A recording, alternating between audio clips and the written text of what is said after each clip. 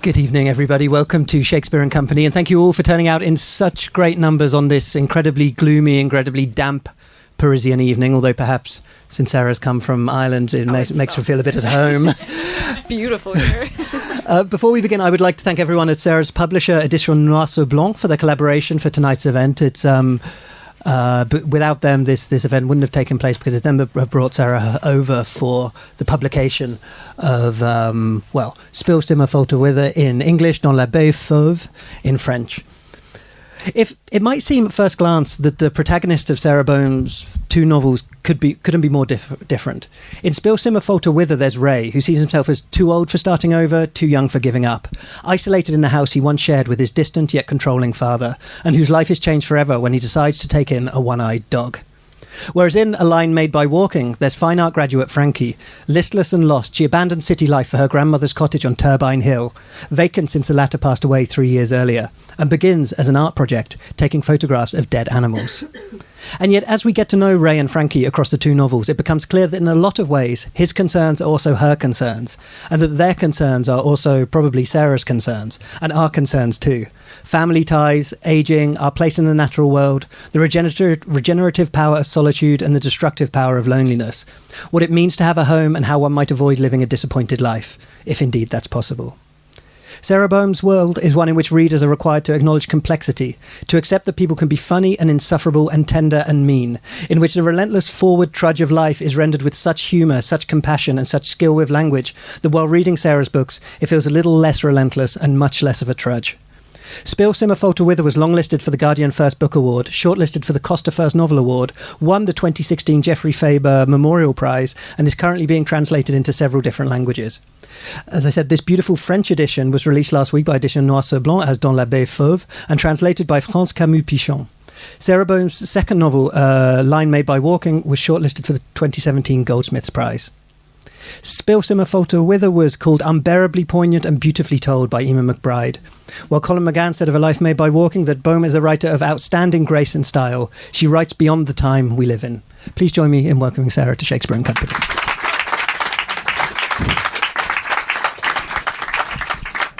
So, I think we're going to begin perhaps with a little reading.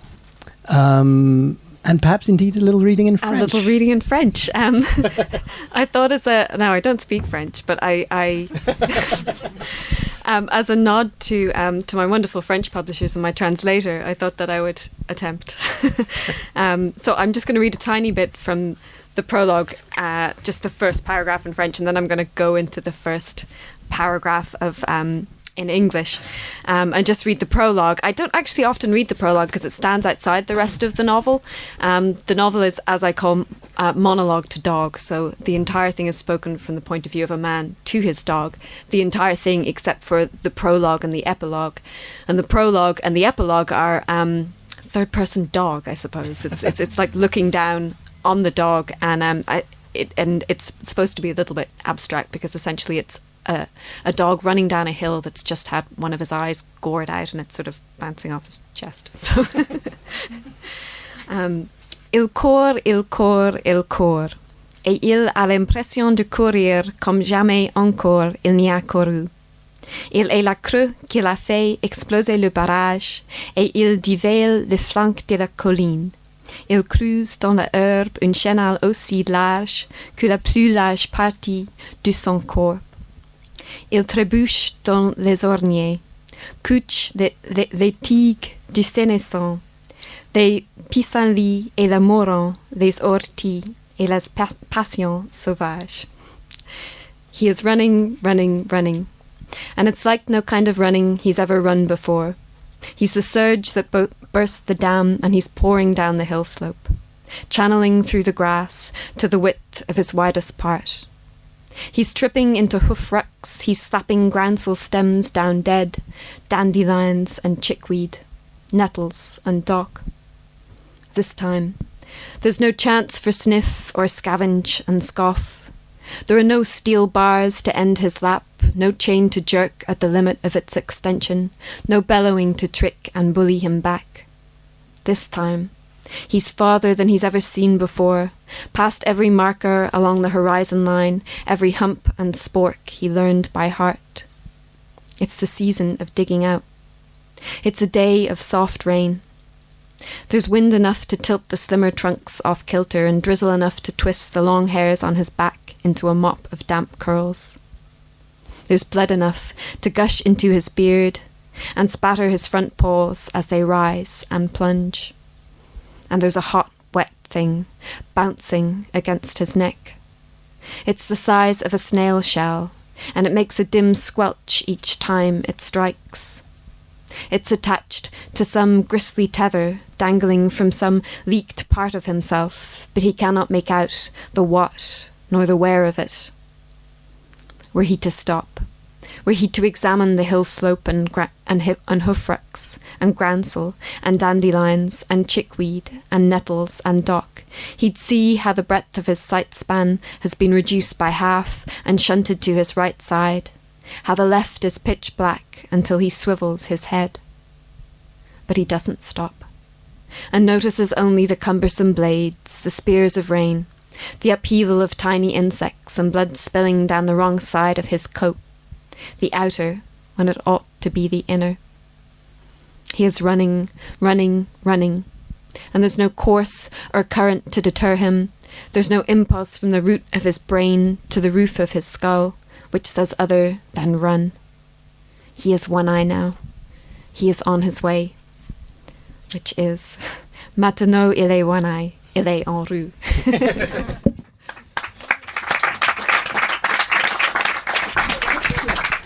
Thank you so much, and incredibly courageous as well, I think. I actually stumbled over the English then, because I thought I'm home and dry now.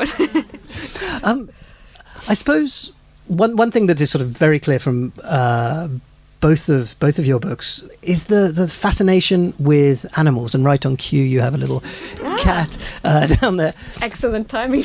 You described it as a monologue to dog, and it's actually, when I was reading it, I made the note almost love letter to dog.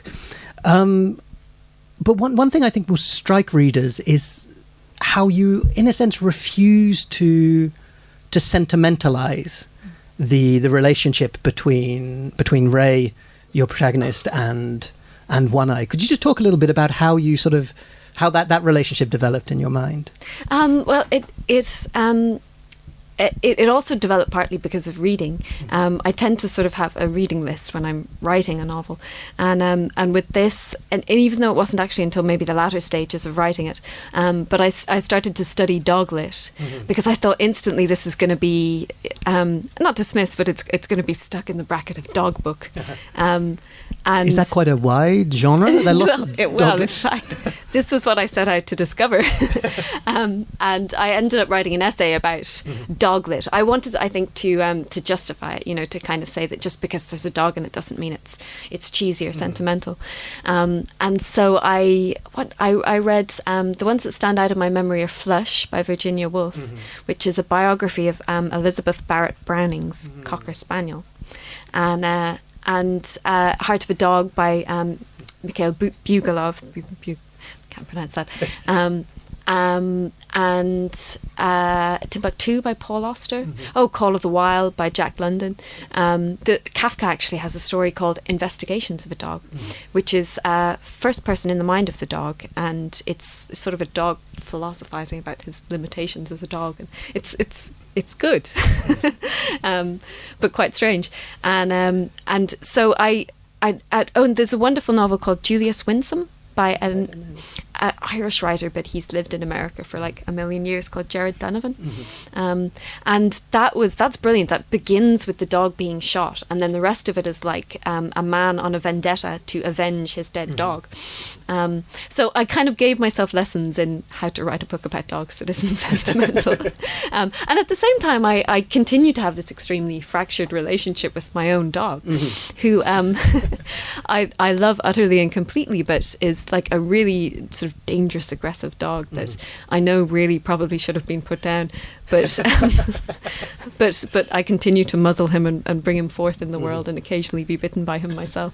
So it's, I was investigating that. Because I was wondering that, because even though, this is very often people will say about sort of a lot of first novels, they say, the most first novels are actually first memoirs. And so when you have your protagonist who's a sort of 57-year-old man. It's sort of, okay, so this clearly isn't autobiographical, and yet when reading it, I found it impossible to believe that you didn't have a dog. Like there was something so that felt so authentic and so genuine about the relationship between Ray and One Eye, that it's is One Eye based on the dog, your own yes. dog? Yeah, the dog is the true character in a sense, and for a while I called it, the way they have sort of like Batman Begins novels. It's kind of like, this is what happened to Batman before he became Batman. I was like, this is the story of the dog before he's actually called Wink, which is a terrible name. But when we got him, I was like, I want this one-eyed dog, because I always liked damaged things. Sort of, it always appealed to me to get like the soft toy that had a weird bit of glue on its face, or a twisted leg or something like that, because I felt like I was saving it. Again, sort of gravitate towards redemption and stories of redemption. So I wanted this wonky dog, and the deal was, my boyfriend was like, okay, we can only get it if we can call it Winky, because his face is in permanent wink.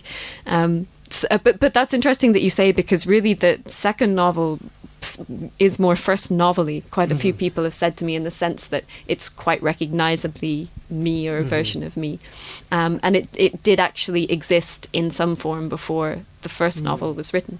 And with the first novel, with Spill Simmer, I think I was really trying to make an imaginative leap, to write a novel that I felt like novelists wrote. And I don't think I'll ever be that courageous again. Let's just stay a little bit with animals, because I'm fascinated, and I think particularly the relationship between humans and dogs, because I mean I have a cat. I'm very fond of him. I mean, but I can't imagine much more than sort of like general indifference on his part towards me, and yet there does seem to be something very special about that sort of human canine relationship. Yeah. And I think so many people have liked the book because they recognise that. I get sort of dog fan mail, like, here's my dog.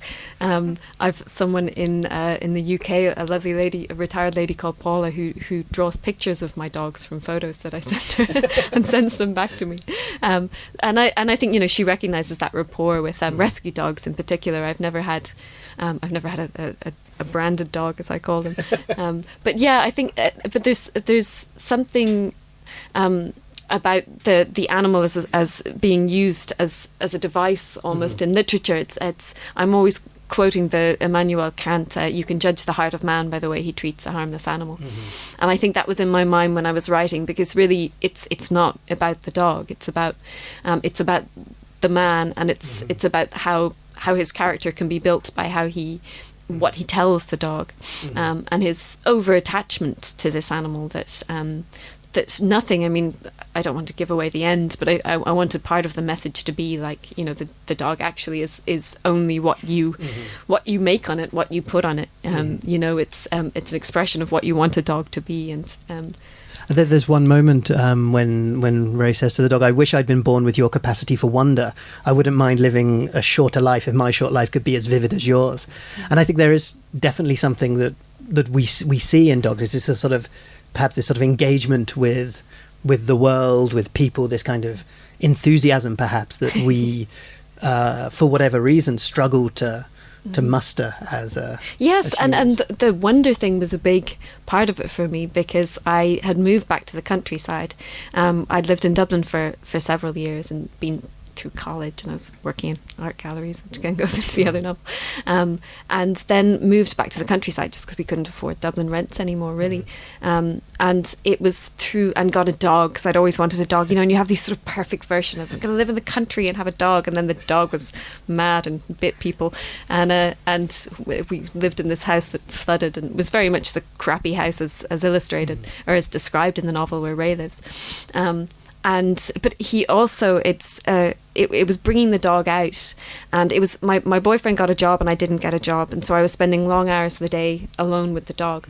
And we drove around a lot because I just was a bit depressed, or quite depressed, and didn't like to sit at home. I couldn't sit at home for an entire day, so we'd drive around in my clapped out car, which very obviously tapers into the novel, and pull up in on strands and on cliffs, and walking the dog. It was really, you can't have a proper dog or a proper walk with a dog. It's crap exercise, but you really get a sense.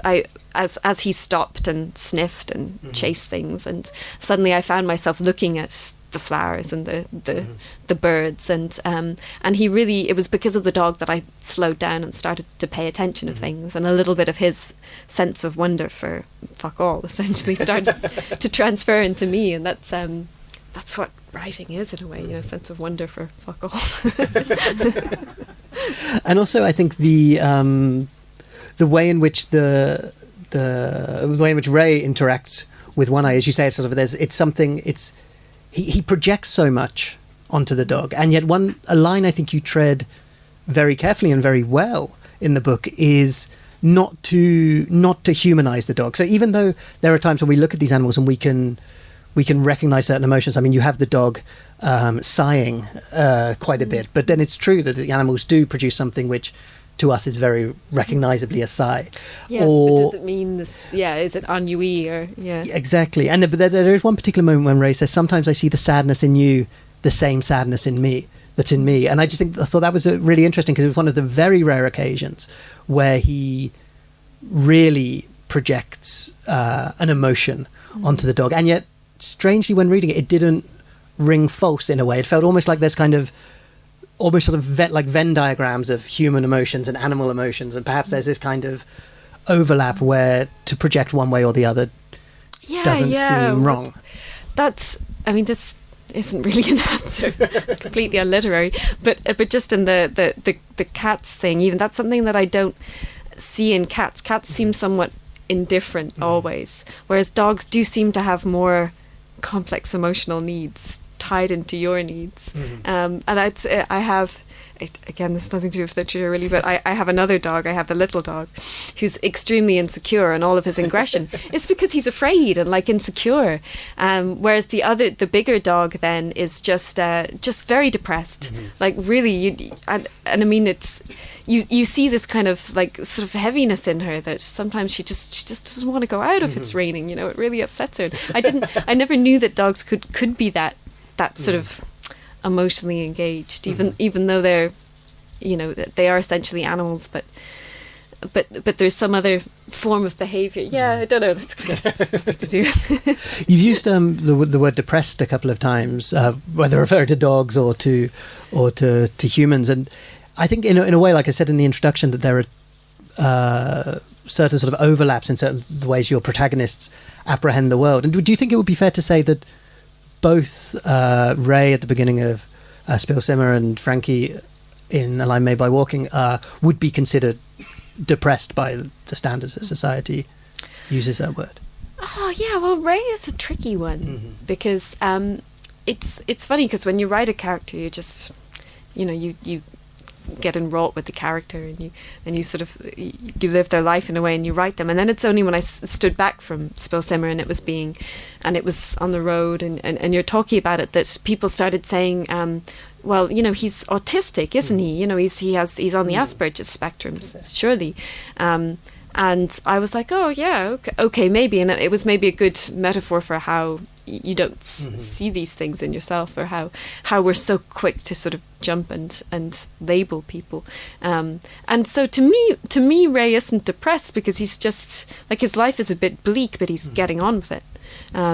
Whereas Frankie is depressed because her life is fine, and yet she can't motivate herself. There's no logical reason for it, whereas in the case of Ray, there's a very logical reason for being a bit out of sorts, and then kind of conjures this irrational fear. But Frankie is very definitely suffering from the sort of quarter life crisis that I see increasingly in people now, of around the sort of 25 mark, because and I was talking with it actually last night with one of your volunteers here.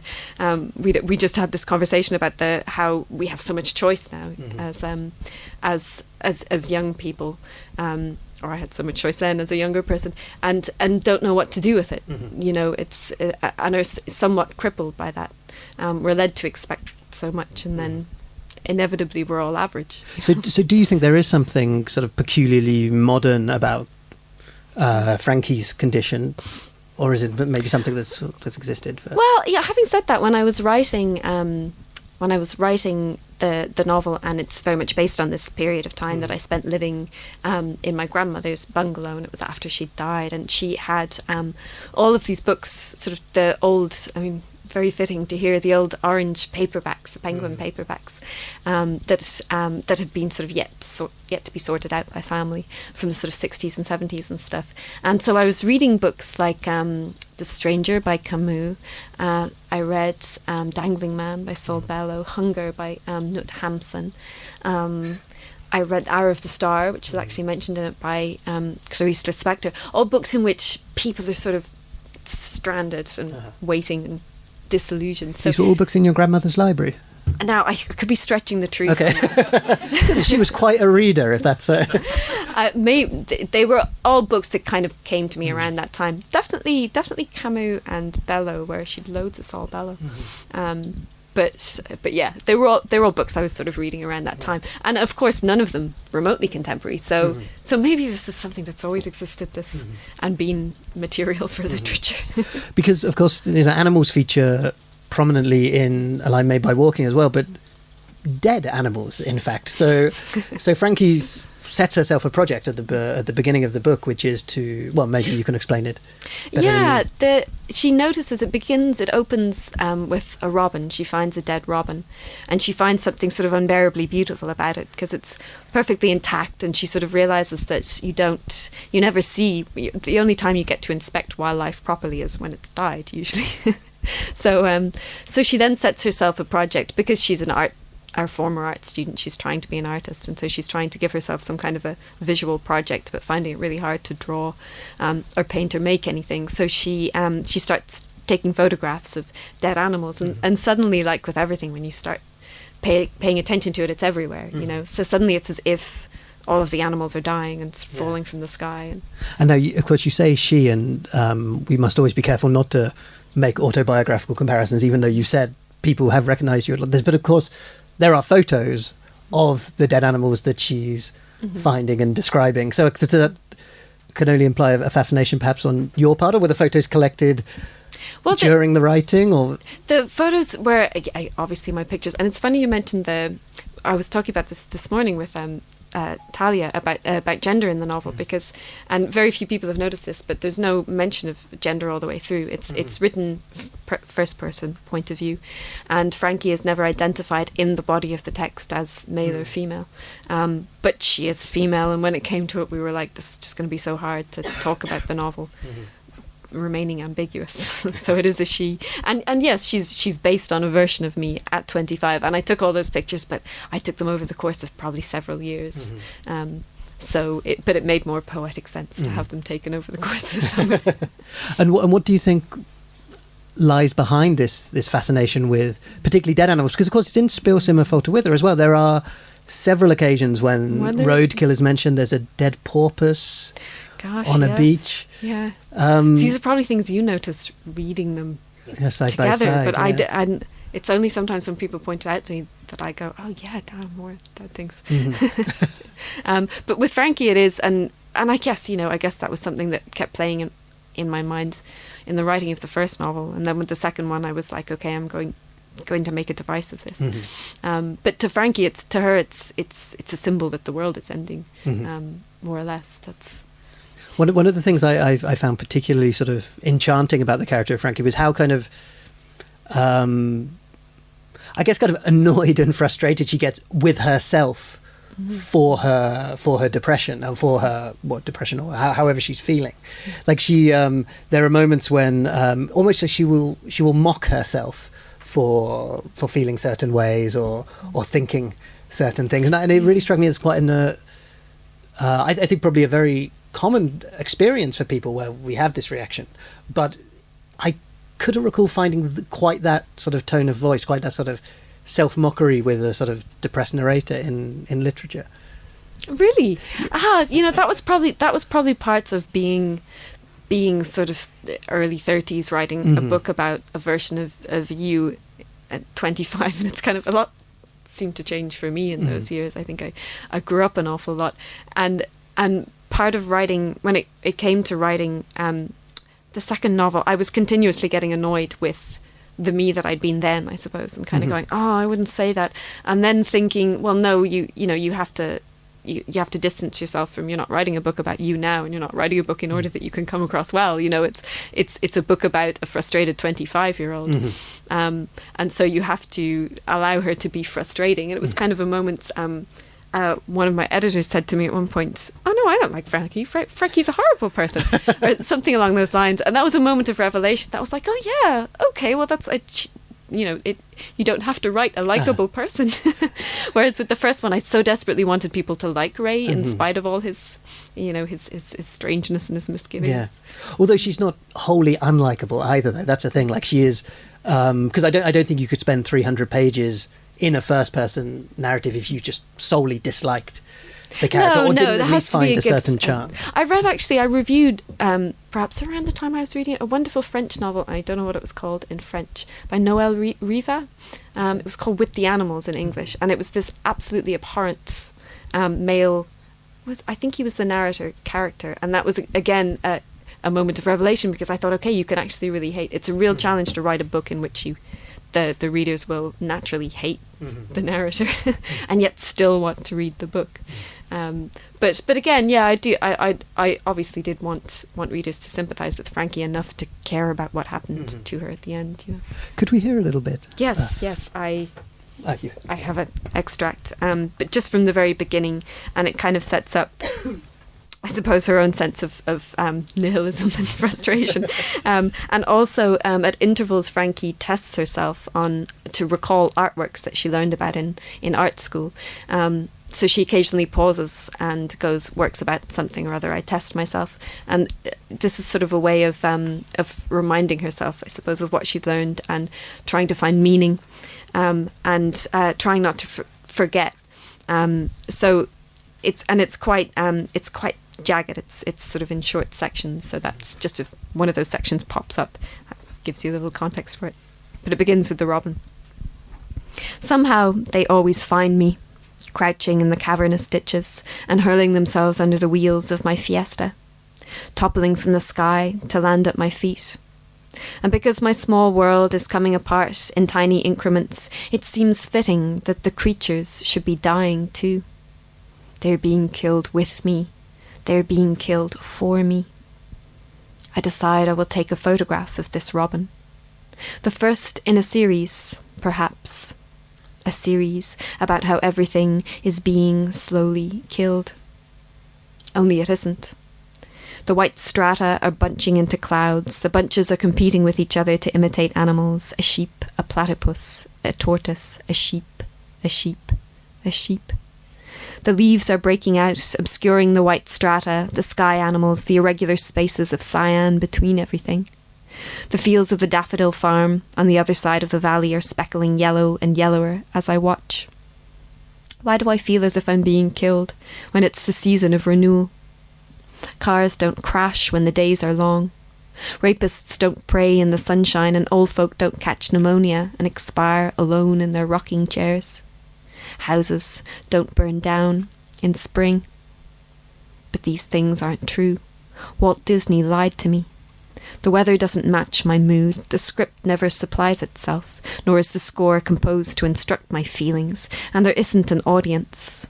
Most days, I make it through to dark without anybody seeing me at all, or at least anybody human. I've been here in my grandmother's bungalow a full 3 weeks now, all on my own, except for the creatures. My grandmother died during a gloomy October, as one ought, 3 Octobers ago. On the night she died, the tail of a hurricane made landfall. It was called Antonio, and had travelled all the way from Bermuda. It felled a tree, which dragged down a wire, and put out the lights across half the parish. Then the tree lay wretched on the ground, strangled by electric cable and blocking the road which led up the hill to her bungalow. My mother and aunts were trapped inside, but I wasn't there, and Mum didn't phone until a couple of hours later. I was at work in a contemporary art gallery in Dublin, painting over the previous day's scuff marks, as I did every morning, transforming the tarnished into brilliant again. Even though I had been expecting the call, I didn't pick up immediately. Even though I had been expecting my grandmother to die, I couldn't believe it might happen in the morning. For several rings, my polyphonic Radinsky march echoed irreverently around the exhibition space. When at last I answered, my mother confessed she hadn't called me straight away, and so my grandmother died in the night after all, as one should. No change in the light. A temporary sleep becomes permanent. Antonio passed on, and men from the county council came in their dump trucks to clear the road. By the time my Fiesta climbed her hill, there were only broken bits of tree left standing, and a great wiggly hole in the earth where it had stood. I stole a branch from amongst the mess. I stole a branch because I loved that tree. I loved that tree because it had acknowledged the ending of my grandmother's radiant yet under-celebrated life by momentously uprooting itself. When exactly did it fall? I asked my mother. When she was dying, or while she was dying, or after? I don't know, she said. But didn't you hear? The sound of the only tree I ever heard falling began with a thunderous crack, the snapping of a monolith. The fall itself was unspectacular in comparison. It sounded like 1,000 softer cracks in tuneless concord. There was no rustle and brush of leaves because there were no leaves, because trees know in their heartwood that if they don't surrender their foliage in autumn, high winds will sail them to the ground. They know they must expose their timber bones to increase their chance of remaining upstanding through to another spring. The only tree I ever heard falling, I also saw falling. It was in the Phoenix Park, beyond the place where elephants and tigers are enclosed, before the place where deer rove, and I was roving too. It was an ash, and it had dieback. It was felled, not by high wind, but by men in helmets and luminescent overalls. No, my mother said. I didn't hear a thing. And when I asked my aunts the same question, they also said no. Works about falling. I test myself. Bastian Eder, 1970. The artist rolls off the roof of his house and lands in the shrubbery. A filmed performance. His house is so American. Clapboard, with a veranda. It doesn't look like the sort of place a Dutch conceptual artist would live. But perhaps this is the point he was trying to make by climbing onto his roof to fall. I'm not sure at what instant the film ends. The way I remember it, the screen blanks out at the moment of impact. The way I remember it, Jan Eder chose not to show himself getting up again. Why must I test myself? Because no one else will. Not anymore. Now I am no longer a student of any kind. I must take responsibility for the furniture inside my head. I must slide new drawers into chests and attach new rollers to armchairs. I must maintain the old highboys and sideboards and whatnots, polish, patch, dust, buff. And from scratch, I must build new frames and appendages. I must fill the drawers and roll along.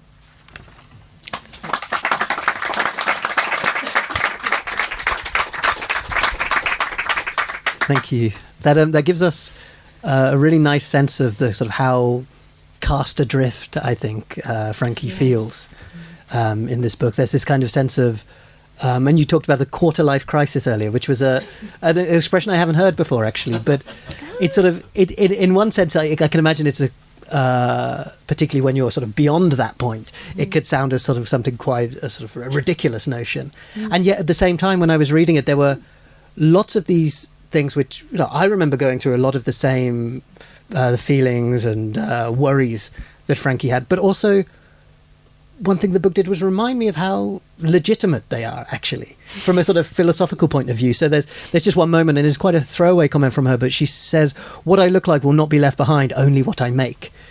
And there is this sort of this moment of sort of, okay, you're out of your childhood, you're being sort of pushed into adulthood, and you're being forced to kind of not only look after yourself, but to assert yourself and to leave something behind. Yeah, and I felt for a long time, and still do a little bit, that other people were much better at being adults than I was, that other people kind of had it cornered, and I was really struggling. And I don't think, to be honest, I don't think it's that unusual anymore. And I thought that I'd coined the quarter life crisis, but then of course I googled it, as with so many things, and apparently it's an accepted phrase and condition.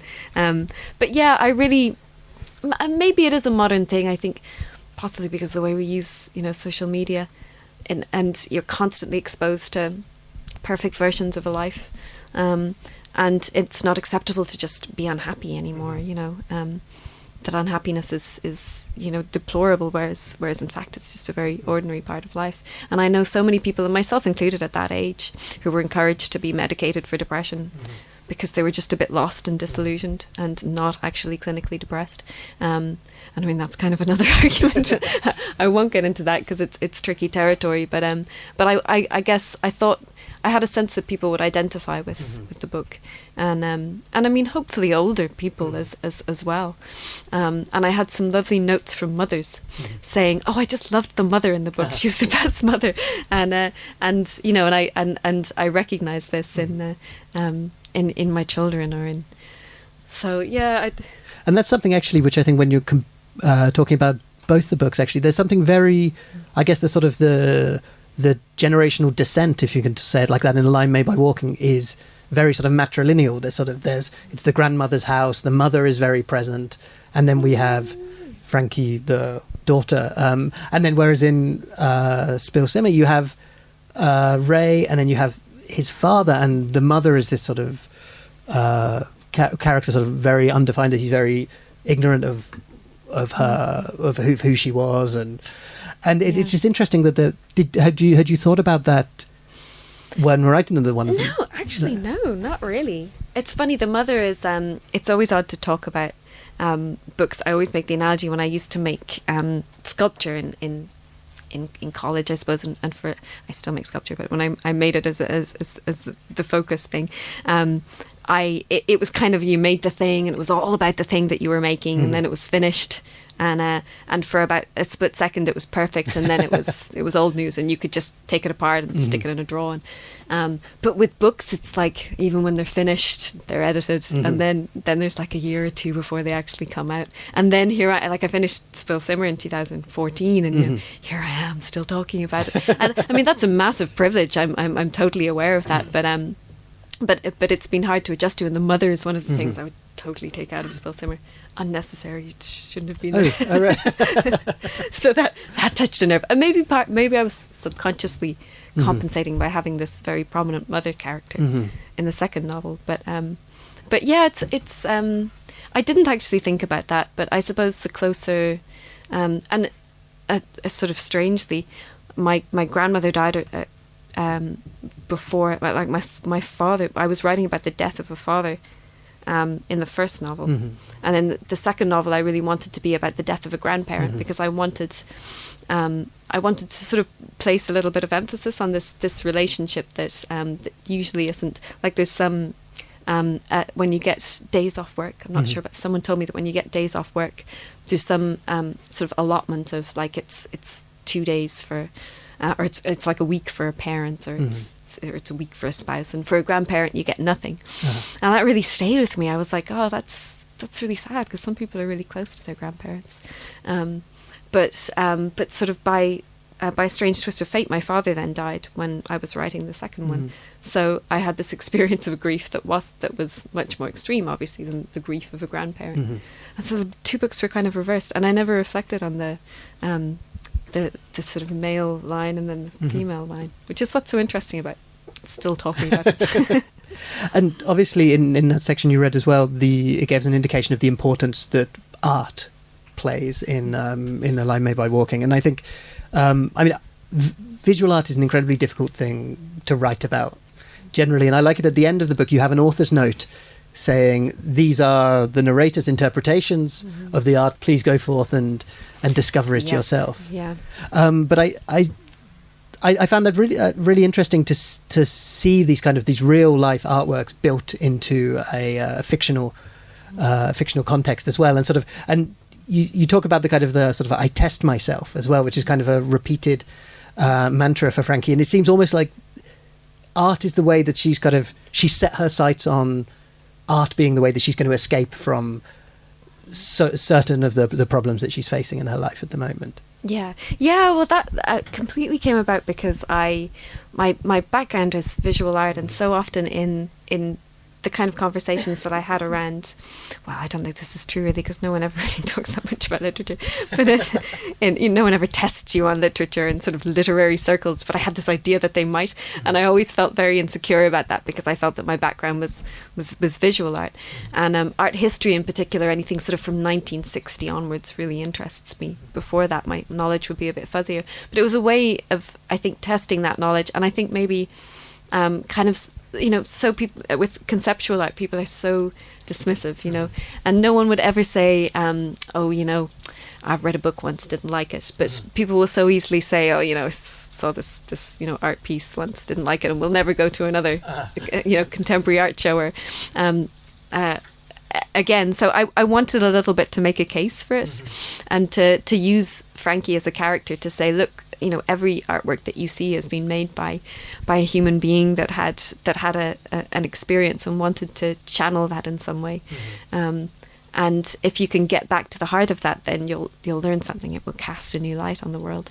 And I don't know, maybe I want to believe that, certainly, even though there is a lot of crap art out there as well. But the ones so I was trying to pull from my own knowledge, and I didn't know it was kind of a risk from the point of view of a novel. But I suppose because the first book had already done quite well, it made it easier. And I mean, my editors were all very, very open and understanding from the beginning. They were cut down a little bit. There were more of them in there, and we streamlined them a bit. And some people have said to me, I just skipped over those bits. Really? And I go, they're so short, come on, really? But then other people have been really enthused about that bit and kind of said that I looked up every single one, and quite a few of them are on YouTube. Like there's this one piece by Eric Wesselow, he's a Dutch artist, and he strapped himself to one of the wings, what do you call it, one of the blades of a windmill. Okay. Like a proper full-sized Dutch windmill, and spun for about 8 minutes or something. So, and it's on YouTube, and it's wonderful. There's another Corey Arcangel, who Schoenberg's atonal symphony, the Die Klavierstücke. I don't know anything about such music, so I'm shouting on a bit, but anyway, it was the first ever atonal symphony, so it sounds like nothing, pretty much. It's not at all musical in a sense, but this artist cropped together clips of cats on YouTube playing a single note, because apparently there's loads of videos of cats on YouTube. Of course, this is very apt actually, considering the cat. And so he managed to get every single note in the symphony, so that you can watch the cats playing every single note. I think that's brilliant. Like, what a lesson about life. But so a lot of people did actually discover pieces like that and get excited about them, which felt like an achievement. And there was a case for me actually. I wouldn't say I looked all of them up, but there were some that I knew already and some that were completely new discoveries. And I think in a way, it sort of it makes of the book almost a sort of a multimedia experience as well. Like it's sort of although I have to admit that, and there's songs, and I spent so much time deciding on what song it would end to. It ends to a song, and that was so important to me. And you make so many, you spend so much time making these decisions, and then people just sort of read over it, which is fine. But I guess maybe because of my fine art background, to me, books are really projects, and all of those things come into it and sort of coalesce to build this thing that's supposed to be multimedia, but it's actually just words. Although I have to admit, I made a note of them and looked them up afterwards, because the idea of sort of breaking off and then looking them up while reading, I found a little bit sort of, it felt that it would break the flow that's of the true. text. Yeah, that's true. I probably shot myself in it. Now, I've got plenty more I would like to talk about, but I'm conscious we are running out of time, and there are probably some questions for Sarah from the audience. So if you do have a question, raise your hand. We'll get a microphone to you. And so everyone can hear you. Yeah, we'll just... Sorry. Pass. Seems I waved you into that a little bit. Just make somebody in the audience wave, and then they'll ask questions. Yes. I'm just wondering, you've said obviously that A Line Made by Walking is very much a first novel as a second novel, and you have discussed yourself quite a bit about how much of yourself is in this book. Did you worry ever that you wanted to claw something back, that you'd given away too much, that you'd made yourself too vulnerable in it, and also that people would project that they would see you as the narrator, that people will now go away thinking this is Sarah's experience rather than Frankie's? I don't really care about myself, to be honest. But I know that in the sense that, well, no, in the sense that if I expose myself, that's my own fault. It's on my own head. Be it. My sister has never read this book, and in an earlier draft, the sister character is lovely in it. In an earlier draft, she was less nice, and I worked hard to smooth all of that out. And my sister still can't bear to read it, just because she's an extremely private person, and so it's people close to me, I suppose, that I would be wary of, that I worried about exposing, and perhaps did a little bit, or actually probably what I did was I compromised the quality of the novel a little bit by looking after the people close to me, kind of thing, and that's being really honest. I think a lot of authors probably do that and just don't talk about it, or the characters are less recognizable. But as for myself, I kind of think, what's the big secret? Like, my life's not that thrilling or interesting anyway. I've never killed anyone. What's the worst that can happen? And I have found myself sometimes kind of going, I can't remember anymore is a big thing as well. After fictionalizing a summer like that, and I can't remember whether I lived at my grandmother's for a summer, or whether it was just a month, or whether it was a year. When you write about something, you spend so long with the novel, in the world of the novel. That's more real to me now than the actual time that I spent in my grandmother's house. It's like with the books. I can't remember what books were there and what ones I've tagged on in previous years to artistic effect, because it sounds good. So yeah, a big part of it is not being able to remember what's true and what isn't, and then not caring. Any more questions? Don't be shy. Yeah, just grab the microphone. It's more of a comment, but feel free to comment on my comment. Speaking of dead animals, immediately Of Mice and Men came to mind, John Steinbeck. Now I feel ashamed of forgetting the character's name, where every animal he touches, he would kill. Without, unknowingly. I mean, he just wants to pet animals, but he ends up killing them. So his friend would prevent him from going to animals. Say, why are you doing this to me? I just want to pet him. It just came to mind, and this character is kind, but he is somehow rough, and he ended up killing a character at the end of the novella. So go read it; it's short. So I thought of the connection here with the animals and his relation with animals.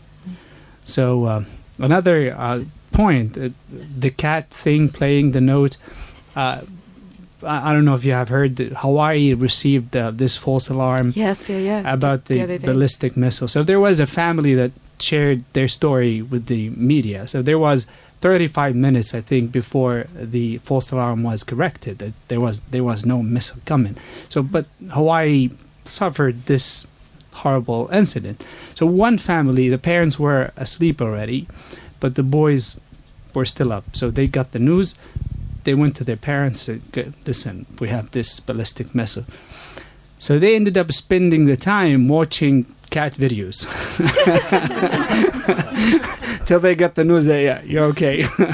So maybe you're way out of this world watching cat videos. Well, the message there is that, like, there's something in the cat videos. It's we shouldn't dismiss them so easily. But The Mice and Men is really apt, and I'll tell us a solitary story for a novelist. There's an incident in my first novel, in Spill Simmer, in which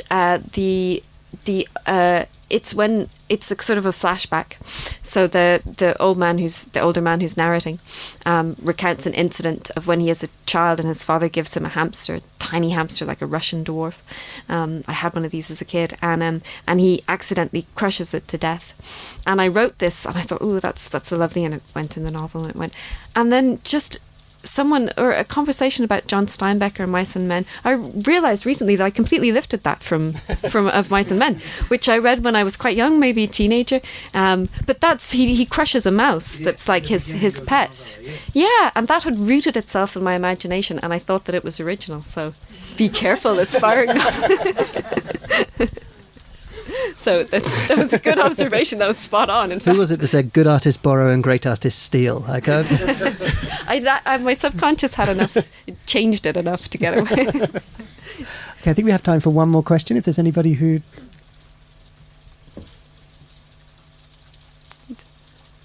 Yeah, over there in the corner. We'll get the mic so everyone can... Hi. In you talking about your first novel, you mentioned kind of your practice of accumulating a reading list, the Doglet. Did you do the same for A Line Made by Water, or because it was more autobiographical, was it more drawing on your own experiences? Well, I had read, anyway, like I mentioned, my grandmother's books were probably partly... I read a sort of clutch of novels, funnily enough, after it was finished but before it was published, which is always very annoying.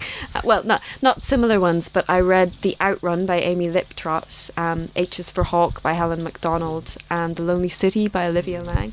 And I thought, wow, these would all be really good influences had I read them a little bit earlier. But I always think it's interesting when that happens, that there is actually something, that you've tapped into something common that's kind of going on, that's on people's psyche. So I keep reading now because I get sort of sent proof copies by debut novelists. Sort of mythology and folklore seems to be coming up over and over again. There's kind of like we're gravitating back towards those themes because something is lacking in contemporary life. I don't know. It could be an interesting thing. But yeah. So like I mentioned earlier, novels about people suspended, and then the artworks, I suppose, were a form of studying for it as well, a form of reading list, but just a looking list as opposed to a reading list. Which I think is all we've got time for, unfortunately. However, we're not going to kick you out into the rain just yet. We will be serving wine, so do stick around. We have plenty of copies of Sarah's books in English and in French available at the till, so please do pass by there. I'm sure Sarah will be happy to sign them for you. I promise I won't try and read any more French.